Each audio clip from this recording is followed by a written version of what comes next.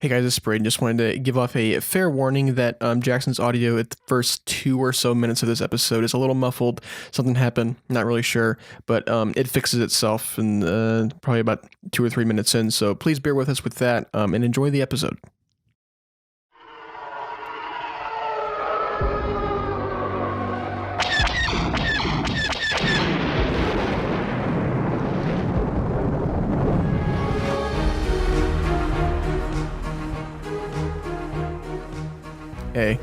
Hey, and welcome Howdy. to Through Imperial Eyes. I'm Braydon Leadbetter. I'm your host / co-host. And I'm Jackson Daly, and I'm your host / co-host. How are you? I'm alright. How are you? Do I have to talk like this the rest of the episode? You don't have. You can if you want, but you don't have to. I feel like I've set like an unspoken precedent that I have to talk like this now. We can keep the vibe, but I don't think we have to talk like that. Okay, I'll talk normally. Jeez, that was a lot of effort actually. Very talented. It took me 10 minutes to prepare that voice. Wow, so I love that. That's real dedication. Never doing that again. Yeah, thank you. Well, cool. Well, we're here on episode 18 now. We've been doing this podcast for 18 weeks. Isn't that crazy? That is a little crazy. On the 18th of May, the 18th news episode. Is it hashtag main show. It is just definitely the 18th. That's weird. It is. It is the 18th. And people watching this on the 20th are like, what? No, it's not. It's the 20th. Yeah, we're going to throw off all our audience. But, well, hi, Jackson. Hello. I want to say also a very happy late birthday to the maker, George Lucas. To the man. May 14th was his birthday. And in celebration, we'll kind of kick into what's been going on in our Star Wars live. I bought something, and it's on my shelf right here. It's like the children's Who is George Lucas book. Oh. They have like the whole series of like the Who is, and it's like a famous person. Oh, that's cool. And I have the Who is George Lucas book. It's like a little chapter book about like basically like a little unauthorized biography of George Lucas, That's fun. which is pretty cool. What's that little... is that a new Black series next to that book? Or is that still the... That is a new Black series. What'd the you one get? I sent you, that is Boba Fett. The Black series Boba Fett from... it's one of the newer ones. It's like from the Target. 50 Lucasfilm 50 anniversary? No, it's not the Lucasfilm 50. I think it's just, you know how like the Black series... Is that just the new... It's kind of like a repackaging. Yeah. Yeah. It's that one. It comes with like the jetpack, a bunch of different accessories. There's a lot of goodies in that that Black series. And I mean, we both bought some stuff this weekend, but I also bought I saw this really cool Funko Pop at Target, and it is a Mando Funko Pop, but it's all red and chromed out. It's like a Target exclusive. It's awesome. And I was like, oh, you know what? This is That's probably rad. This is probably going to be either is or going to be a little rare, so I just picked it up. I also see your little Babu Frik next to your little Grogu. Yes. Hold on. Give me a second. I'm going to do something. I'm working through it.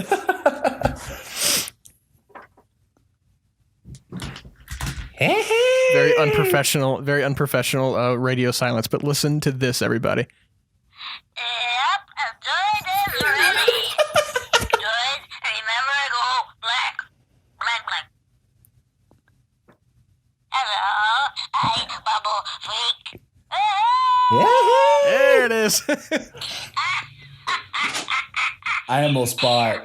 They had at Target they had like the little stuffed ones that Target has, and it was they had a Tauntaun, a Wampa, and a Loth Cat. And I almost got one, and then I was like, "Wow, my dog's gonna destroy this if I purchase this." So I may not this time. Honestly, you should set up Babu to like actually like be standstill, and he'll just be you for an episode. Yeah. I'm not gonna lie. I was too busy messing with Babu Frik to even listen to what you're talking about. But I hope our listeners really enjoy what you just said. I appreciate that. Yeah, no, that's fair.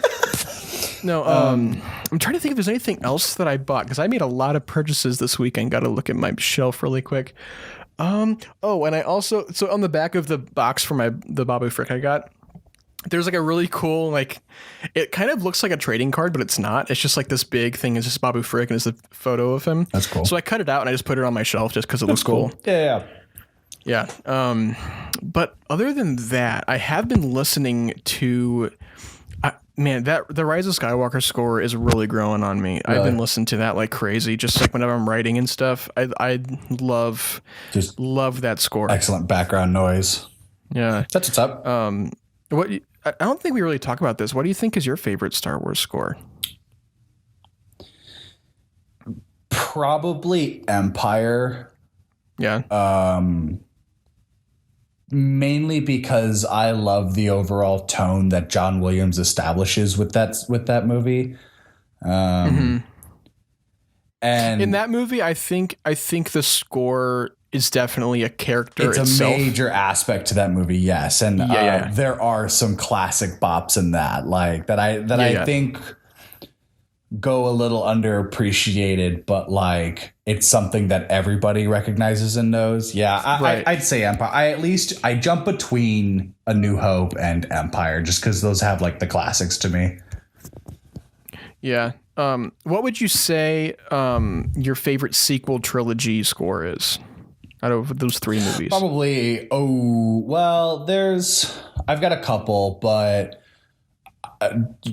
I switch between Rey and Kylo's theme. I love just the stark difference of those. And what about like a movie as a whole? Like which movie of the movie sequels? Score? I'll probably say Force Awakens. Okay, yeah, that's like the introduction to all the new themes. It throws all that different stuff, and it doesn't use the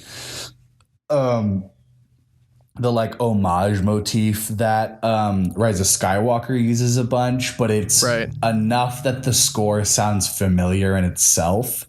Because that's kind of what's like the Rise of Skywalker score's point is to kind of like it's reminding of us of all of the important moments by, while the story is newer, the music is kind of like it's almost like when Luke talks to Rey and there's kind of that like classic. I don't know what song plays specifically, but I'm using that example and it's like, oh, this is like when Yoda taught Luke a lesson, and the music can kind of match that. And so I think the reason I like the Rise of Skywalker score so much is because I think a lot of the themes in that whole score, I think tug at my heartstrings the most. Well, and like Rise of Skywalker does a really good job of just kind of being like the classic Star Wars playlist while still having its own and original. There's a lot of really great new. Like there's a theme that's literally called The Rise of Skywalker. Right. And it's amazing. That's why I like the Rise of Skywalker theme with that. I think when I compare it to like the Force Awakens theme, it's the same feelings that Rise of Skywalker is emitting with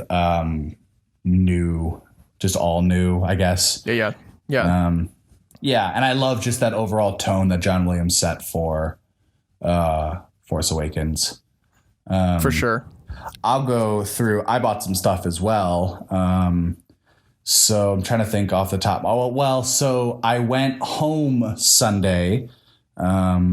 And I went through all of my old toy bins and dug deep. And even then I didn't get everything that I actually wanted, but I got a lot of different cool stuff and figures that were fully together. I'm trying to think off the top of my head. So I sent you the image, but I found I think it's a classic because like it's old and it's a Slave One came with little Boba Fett. That he was sitting inside, and I saw that first and was just like, I was like, that's a jackpot. I was like, I don't even need to look for the rest. Yeah, there you go. I think what I'm going to do with it too is it's got a handle on the back to like play fly with it. I'm going to suspend it. I'm going to put like fishing line on it and that's cool. Hang it above my little office. And then with that, so JJ sent us, you got your little Yoda. I got a TIE Striker. I'm going to build that and suspend it as well and have it being chased. Careful though, because they are very fragile. Okay. Yeah. I haven't opened my box yet. So even if I don't, I know back home I found my Anakin Starfighter, my little Jedi Anakin. I'm sure that's in my basement somewhere. I didn't bring it home, but it's in full condition. And then I found my old. I forgot I had this. I have Vader's TIE Fighter as well. I have a Vader TIE Fighter toy. But with what I brought home was that Slave One. I found my two Han and Luke Stormtrooper action figures. Oh, awesome. With their helmets. I found a full Vader that has a removable helmet. I have an Anakin. What else did I grab? Oh, I grabbed a Palpatine, and then I grabbed a Mace Windu, and I found a Ben Kenobi, but all of my Obi-Wans were missing hands. And when I was going through the bin, all of the hands I found either didn't look good or didn't fit. So I scrapped it, and I think of everything, I only found 2 like full like actual lightsabers that like weren't broken or just like just a handle. Right. So a bunch of different action figures that I kind of stumbled upon and took home. I'm gonna set them up and I'll pose them and all that. They're the little 6-inch. A lot of Revenge of the Sith stuff. I know things that I left at home. I found a Kit Fisto, a Ki-Adi-Mundi, an Ayla Secura. Who's the one girl who gets blasted off her speeder during Order 66? I know who you're talking about. Why can't I think of her name? I forget what that species called too, where they have like the like different, like it's usually like white or blue, the kind of like dread look, and you know what I'm talking about? Like they back up. I forgot. I know who you're talking about. I can't put a name to her face. Her, and I can't think the last 3. I can't think of what their names are, but the Jedi that had the big horns on his head that like went to the side. Yeah. I found him, and then Plo Koon? No, I didn't, which I kind of was surprised at that I didn't have, that I had all of these other Jedis, but not Plo Koon. I wish I found a green lightsaber because I would have brought that Kit Fisto with me. And then getting ready for your Star Wars display shelf for your office. So I have my little corner that I've got for my office, and I put my bookshelf up, and then I got some shadow boxes that I'm going to put action figures in, and then nice. I went to Target and found Lucasfilm 50th anniversary Black Series. They had Grief Karga, as always. Of course. But they had... I'm sure there was a Queel in there, too. No, actually, the Target here in Cape has only been Grief Karga. There's always 3 Grief Kargas that just sit there. Yeah, for a lot of the St. Louis area ones, it's always Grief Karga or Queel or nothing.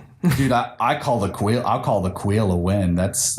I haven't seen one of those yet. But the 50th, they had Death Troopers. They had 2 Death Troopers, and they had, I forget what they were actually called, but it's the Stormtroopers from the second Bill Burr episode for Mandalorian.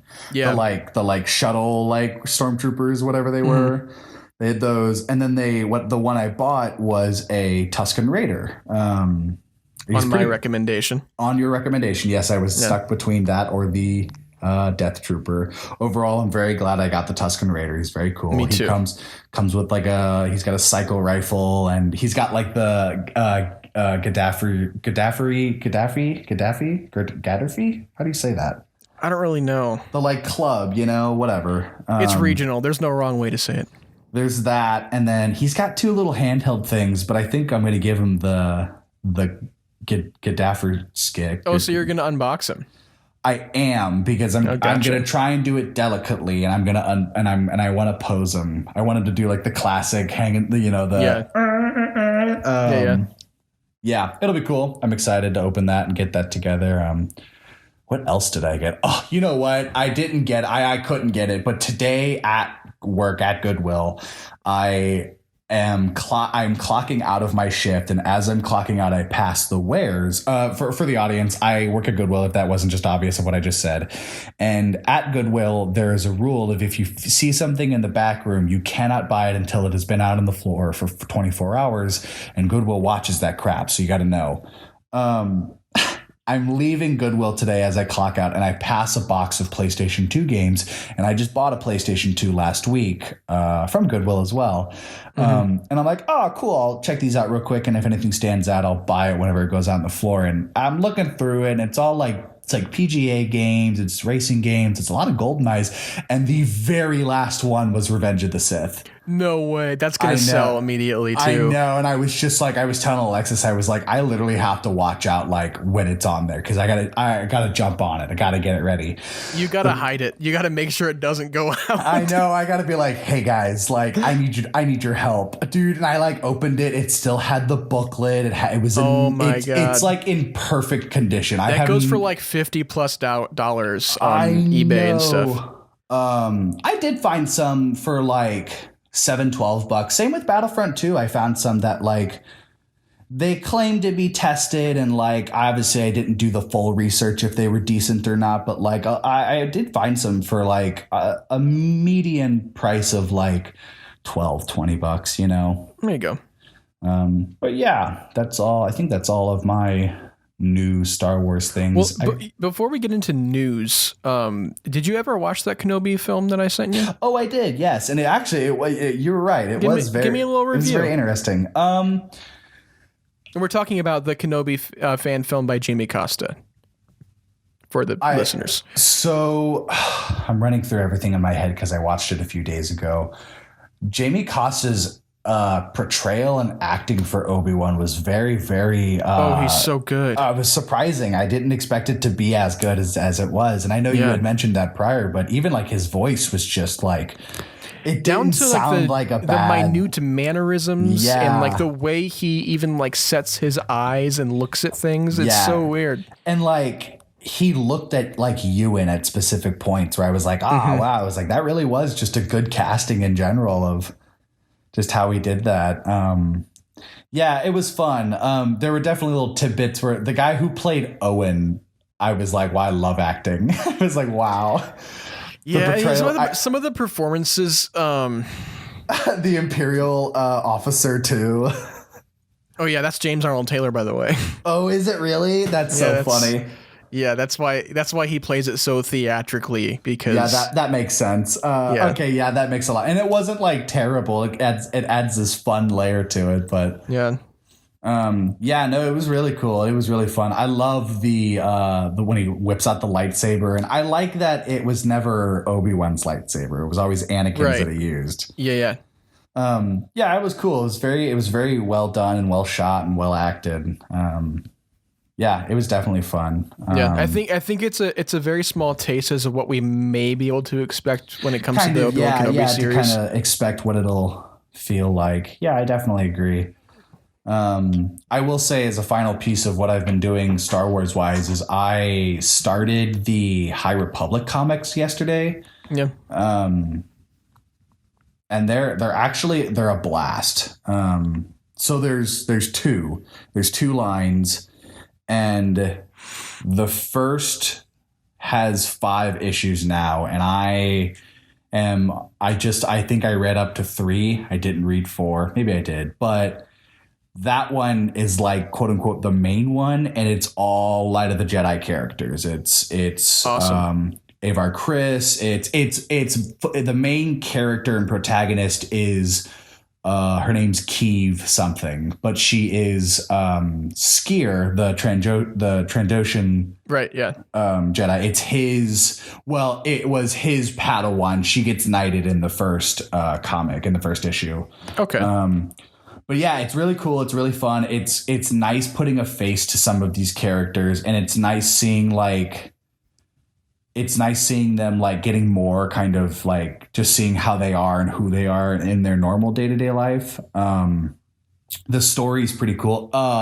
It's nice because each issue deals with the problems that like are overall. So like the Drengir are in this line, whereas in the second line, which is all about I've only read 2, but in the 2, it splits between one of Yoda's Padawans and then this Force-sensitive girl on a planet that's being devastated by a late like Hetzel cluster, so like great disaster stuff. Right, yeah. There's this planet gets attacked, this planet gets like ambushed with one of those clusters, and Yoda's class is the only people nearby, so they have to help. So they deal with like the Nile, and they show up. Okay. And the artwork's different. It feels a lot more like classic style. It's a very vintage looking art style. Yeah. I think that's how a lot of the Star Wars issues look. Well, and like the one with like Skier and Avar Chris is very updated comics. It's very Marvel comics. It obviously very much looks like Marvel did this, which I know they did. But whereas that's the High Republic. I think the storyline's called There Is No Fear. But the Yoda ones are just like High Republic adventures. Gotcha. And while I like the There Is No Fear overall story, the first two High Republic adventures are bonkers. Like, are just really killer like comics themselves. Check out that first one at least, just because that itself is a really fun comic. And like, it's cool because like it's the most Yoda content we may see in the High Republic, but he's not a main character in it. Right. He also looks like Tommy Lee Jones, and I think it's funny. I remember you texting me that. And like the more you look at it, you're like, wow, he really does kind of look like Tommy Lee Jones. Like, cast Tommy Lee Jones as Yoda in the High Republic movie. That'd be kind of fun. Well, anyway, we got a couple news stories here. A little bit of a slow week. What's our first news story? So, Star Wars Celebration in Anaheim moved their dates up to May 26th and May 29th of 2022. Oh, through 29th through 2022. The official site announced today that the event, originally scheduled for August 18th through the 21st of 2022, is moving it up to May 26th through the 29th of 2022. The event will still take place in Anaheim, California at the Anaheim Convention Center. And this is pretty good news just because like it's going to be sooner than anticipated. I think that's definitely good news. I'm sure every single hotel in Anaheim for that weekend is completely booked now. Oh, yeah, absolutely. And current ticket holders seeking to keep their existing tickets will have their order automatically transferred to the new event dates. They will receive a new confirmation email in the coming months as the events get closer. And if a ticket holder wishes to request a refund for their 2022 ticket order for any reason, they need to visit StarWarsCelebration.com. Well, that's definitely glad that like I always know that's such a stressful thing of like something got moved and you're just like, well, great. Now can I do it? I just play. Which is like the new norm now. Yeah, right. No, but that's cool that they're able to move it up. And to ensure that this is still gonna be able to happen, please get vaccinated, so we can get back to normal. Please, if you're listening to this and you don't know if you want to get vaccinated, I promise you, me and Jackson are both juiced up. 2 weeks pass, we're all good. Get vaccinated, folks. And like the microchip isn't even that bad, dude. Yeah, we have free Wi-Fi now, and I have like an FM transmitter. I listen to the radio in my head. I talk like a CV radio in my head. I'll talk to truckers at night. 10-4, good buddy. Yeah, right. Get out, good buddy. Yeah. Well, cool. Yeah, I sadly, I had plans to go to Star Wars Celebration in Chicago in 2019, and things happened, things fell through, money things fell through, and I couldn't, but I was so sad, and I was like, all right, I'm going to go next year. And there wasn't one in 2020. Right. And then obviously things got canceled, things got changed. It was a big deal. So I plan on going to a Star Wars Celebration at least once in my life. I would assume that these are already sold out, but I mean, like, if they pretty aren't, much, because the tickets, they're basically, just the dates moved, so you can if you bought so the tickets amount that's been purchased, from August 2022, you just literally get it transferred to the new dates. But I think by now, if I'm not mistaken, all that's left are like some of the single day passes, and a lot of the time they're for like the last day or like the first day, because usually the middle 2 days are where they do the big panels and the big announcements and stuff. So, well, and most of the shops will be like up and functioning at that point too. A lot of shops first day aren't normally ready, and a lot of shops last day are closing up, getting ready to get out. Yeah. So that's why those tickets take a little longer to sell. But I think, in the coming weeks, it'll all be sold up, and that'll be that.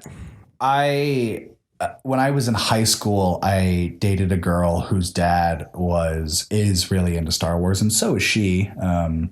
but they went while we were still dating. And I think it was in Florida that year. And she brought back I have a Darth Vader poster from Celebration. Oh, nice. That they bought from the artist's name is Brent Woodside. He's pretty good. Okay. He's on Instagram and Facebook, and he tons and tons of Star Wars art that he does. So check him out if you guys don't know who he is. Brent Woodside is his name, and his wife.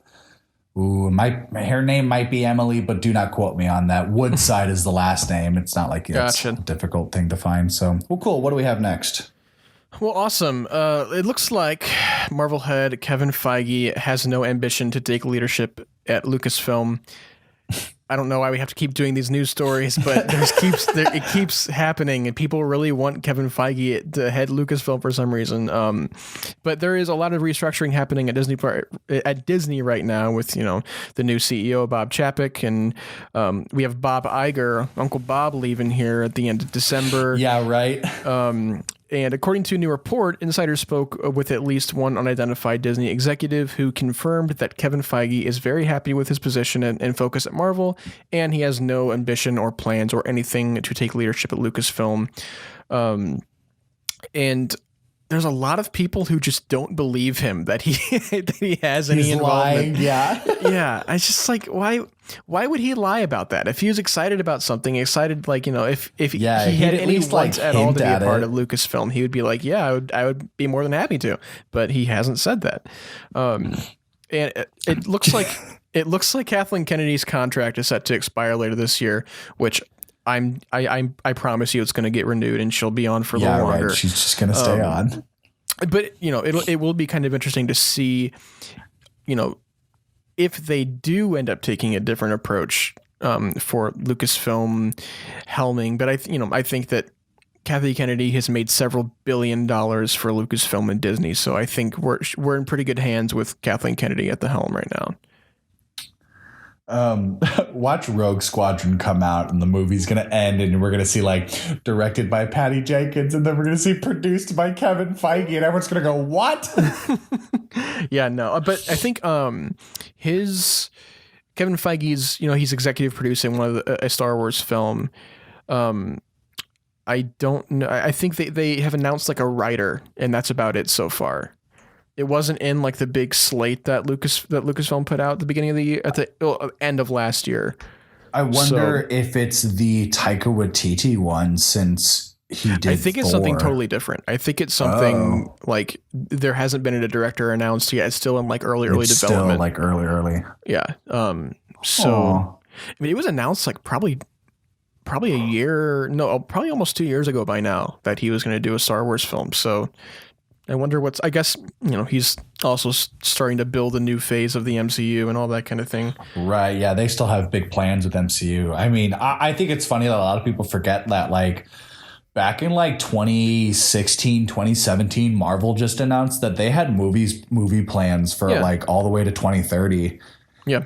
And it also baffles me that people think that Kevin Feige even has time to focus on anything Lucasfilm. Do 2 at 1. Yeah. What do they? A lot of people just think that these producers just yes, you can do this. Now I will sit in my office until you need me again. Yeah. And knowing Kevin Feige, he is a very hands-on producer, filmmaker, and he is very, he wants to be part of things and he can't do that. He can't do that and try to also be this, the president of a separate company. So yeah, that's, people will always do anything to try to get Kathleen Kennedy out of Star Wars, which I think is it's just kind of dumb and nuts. But cool. What is next? Star Wars Andor has some new information that we've got. We got the weekly Andor news here. The weekly Andor news. You know what though? The more we get this, the more I'm definitely excited to see and experience it. Star Wars Andor returns to the forest location of Black Park. It looks like in the upcoming Andor series, they returned to Black Park in the United Kingdom, a location that they used to film in the sequel trilogy. Based on the pictures, it appears some kind of jungle scene is being filmed planet with lots of fern-like trees and some wooden huts, which may or may not be complete at the moment. Filming is expected to go through June once the shoot wraps up its current run in Dorset. Both The Force Awakens and Rise of Skywalker filmed in Black Park for key sequences in this movie, including Takodana and the Resistance base scenes, respectively. I wonder if it's Yavin. That'd be interesting. Or I wonder... Or just maybe just another forest planet. Yeah, I think that is a good bet that it could be Yavin.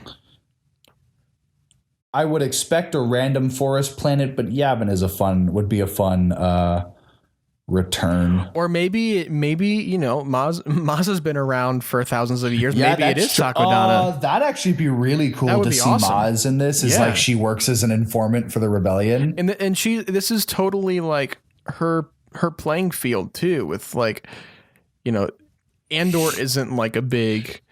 This would. Yes, he's like someone who would just show up at Maz's castle and be like, "Hey, Maz," this is totally a perfect. I can't believe we never even thought about that. This is perfect for Maz Kanata to return, because I wish we did see a lot more with Maz. Yeah, I'm glad we're talking about this now, because now right? I want that, and now it's not going to happen. I'm going to be disappointed when it doesn't happen. Yeah, right. But man, yeah, we're getting with this weekly Andor news. I guess they're really picking up to a lot of key points of production. They're doing a lot of on location stuff, which I'm surprised, because I was expecting they would use the volume, since they have like 4 of them built now. Well, and I would assume I bet you they're using all of the big stuff for. Well, yeah, I think also. I remember that one behind the scenes kind of reel thing they put out for the investors meeting. A lot of the stuff was like real built sets in studio, like sound stages. So I'm wondering if they went the practical route for this show. I would definitely assume so. But why? Especially after what we've seen that like the volume can do with the Mandalorian. I mean more. I mean more action wise, and I mean more cityscape wise, because Mandalorian does a really good job at faking a town. I don't know. Maybe it is just because they're probably using all of the volume, so they're kind of. I bet you it's like they're forced to do on stage, but because they're doing soundstage stuff, they just get whatever they want, so they can jump around too. I don't know. But because. Even then, I would expect Andor to be a show that jumps from planet to planet already. So I'm wondering, something like the volume would be perfect for that. Yeah, but I'm also wondering if there is a lot of these on location exterior scenes, and that can be kind of hard to fake. Especially if they're going for that Rogue One tone of like everything seems very grounded and real. Yeah, I wonder if you just get a different tone when you're on location than if you're in the volume. Well, and I definitely agree with it trying to replicate that Rogue One tone. Oh yeah, what better than Tony Gilroy at the helm, and yeah. What better than just do what Rogue One did and just kind of pay homage / mock what A New Hope did and just make everything practical. Yeah, I think sometime. I think in the latter half of this year, I think probably Q3 or Q4, they'll throw out a teaser for Andor, or at least some kind of sizzle reel or something. Give us something. Something, yeah. Give us give us Entertainment Weekly professional promotional photos. I always like when those come out. When they do the or the Variety magazines. Yeah. Well, cool. This is our last story here. Again, a very, very slow news week, but. I remember we were talking about a couple weeks ago, the Star Wars Droids show from the 80s is headed to UK and Ireland, their version of Disney Plus.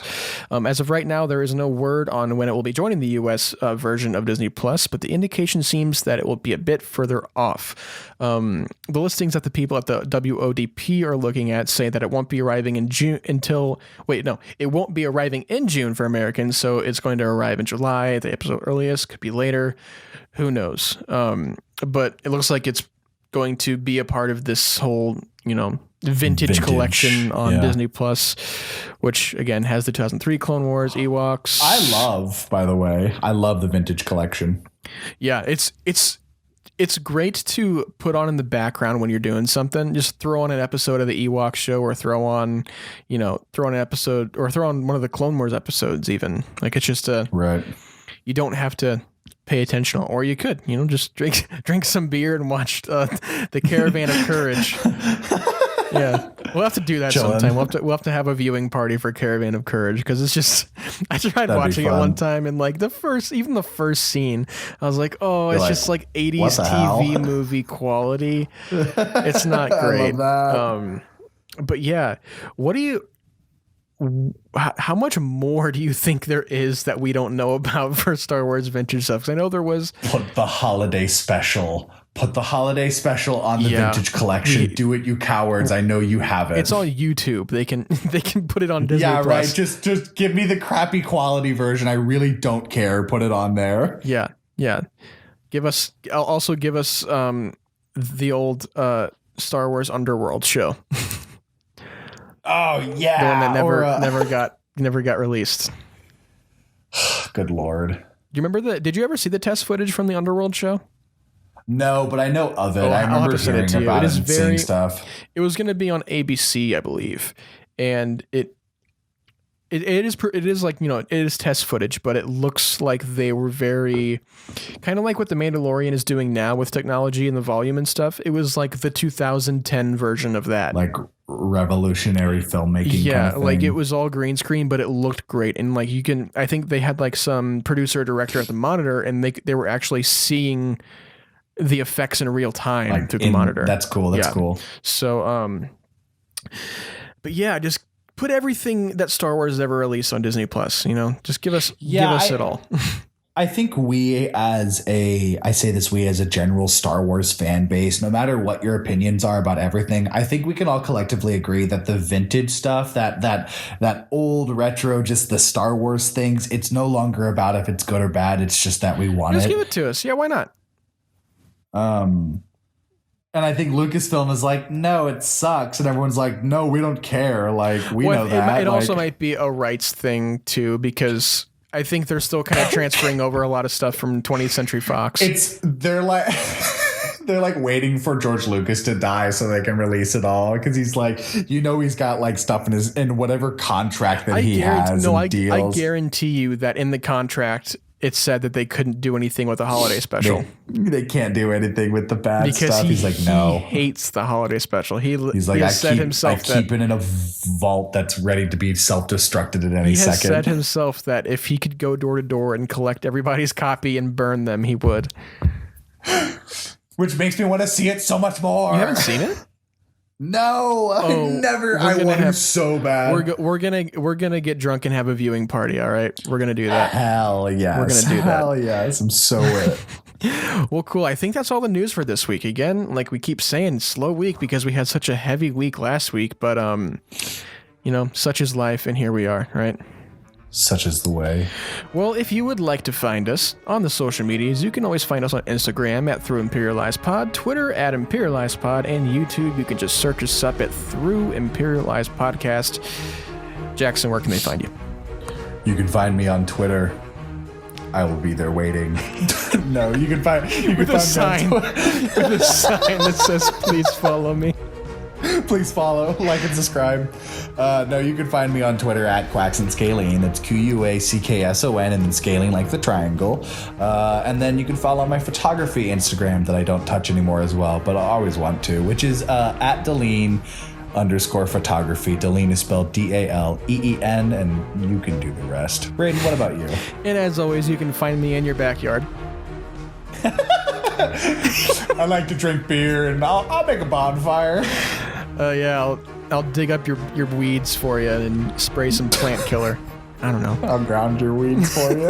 But if you want to find me on the social medias, you can hit me up on Instagram at braydonleadbetter, on Twitter at braydathlon, and I will pull the old Jordan Dennis again and plug my letterbox, so you can just look me up. It's just Braydon Leadbetter, and you can see what movies I'm watching, you can see what I'm reviewing, all that kind of fun stuff if you're interested in that. And if you're listening, don't be shy. Don't be shy. Don't be shy. leave that review, leave that rating on Apple Podcasts. If you have it, if you don't have it, hit up our Spotify, follow us, leave us a review on whatever streaming platform you're listening to this podcast on right now, because it really helps the show. And if you like the show and you do that, it helps us, because it lets the algorithm know that people like what we're doing, and it'll spit it out to more people. But also, this is probably an episode where we should have taken questions, but we also take questions every now and again on our main show, which is this show. So if you want to send those in on any of our social medias, my social media, Jackson's social media, just send them directly to Jackson. I'll let him take honestly, do it. Just message me randomly, be like, hey, I have a question. Be like, what? What do you want? Yeah, and then be on the lookout tomorrow for our episode of the Batch Report, and we'll be reviewing the newest episode of the Bad Batch, and we're kind of going into uncharted territory in the Bad Batch right now, so Jackson is still laughing. That's so stupid. Hey, I have a question. What do you want? Just answer it right there in the DMs. Yeah, I will. Instead of waiting for the show. Just, hey, what's your favorite Star Wars movie? I don't know. Leave me alone. Yeah. We'll see you tomorrow for the Batch Report, and if you don't like watching our episodes of the Batch Report, then go screw yourself. But I don't. You don't. No, but if you're not into that, then hit up our news episode for next week. I'm sure we'll have a little bit more news stories to share with you by then. But I think until we see you next time, may the Force be with you.